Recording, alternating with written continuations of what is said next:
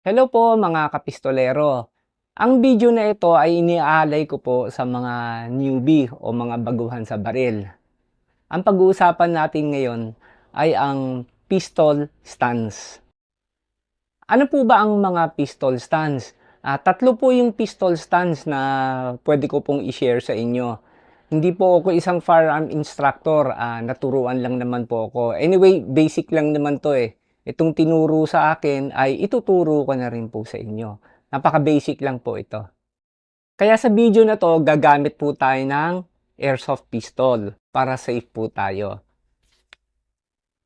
Ang unang pistol stance ay ang tinatawag na low ready. Ito po yung low ready.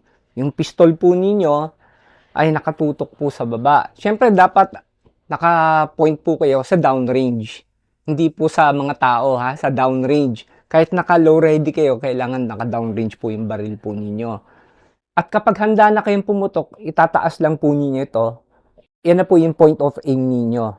So, practicein po ninyo ito sa bahay. Gamit po yung airsoft po ninyo kung meron kayo. Or yung mga firearm po ninyo, pero siguraduhin po ninyo na safety check po ninyo. Ulit, ito po yun ha. Low ready ang tawag po dito. Naka low ready position po yung pistol. Ang susunod po na pistol stance ay ang tinatawag na high ready. So kung may low, meron namang high. Ito namang high ready position, dapat ang mata po ninyo nakatutok dun sa muzzle. Huwag po yung nakatakip yung baril sa mata ninyo. Kailangan ay level po ninyo yung muzzle ng baril. At kapag ready na po kayong pumutok, punch out lang po ninyo ng gaya po nito.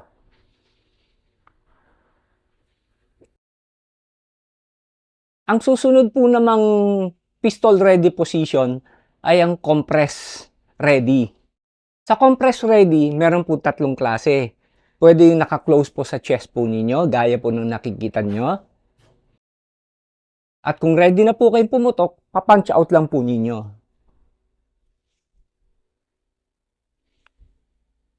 Ang pangalawa ay ang tinatawag nilang sul position. Ito po yung sul position. Ang advice po nila, yung thumb po ninyo kailangan magkadikit po ng ganyan.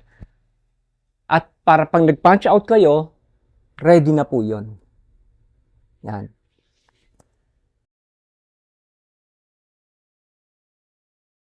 Ang pangatlo namang compress position ay hinahawakan po nila yung muzzle ng, hindi naman yung dulo yung, ito lang, yung halos malapit lang sa trigger. Ito po. Yan. Para rin siyang Zul position, pero nakahawak po siya sa barrel. At kung ready na po kayo, pwede niyo ulit i-punch out.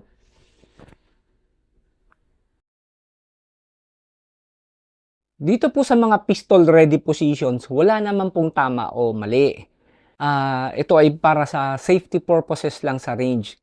Actually, meron pang apat na na ready positions Pero mostly nakikita po natin ito sa mga law enforcement, sa mga police o kaya sa mga military. Ito po yung tinatawag na temple ready position. Sa temple ready position ay ginagamit lalo sa mga training o kaya sa mga close quarter combat, sa mga room clearing. So pag nagmamaniobra ka, usually meron kang kabady, hawak-hawak mo ganyan, naka-temple position ka. Sa ating ng mga shooters na nasa range, hindi natin madalas gamitin ng temple ready position, di ba? Usually naka chest compress, tapos naka sul position o kaya low ready o kaya yung high ready position.